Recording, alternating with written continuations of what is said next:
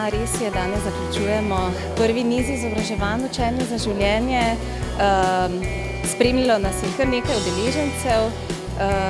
Zdaj, nehvaležno je govoriti koliko, kakšna struktura, vsekakor v skladu s pričakovanji. To so ljudje, ki si želijo novih vsebin, novih znanj, se povezovati okrog tega.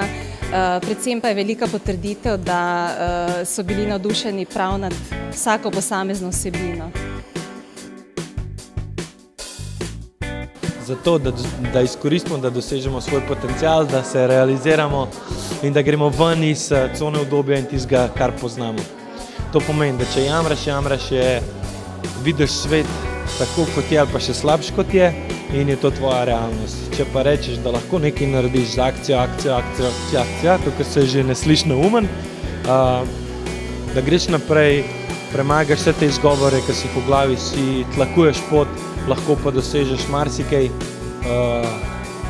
kar na koncu najbrž nisi vedel, kaj bo, ampak definitivno prideš ven bolj izkušen, kot če bi samo jamral.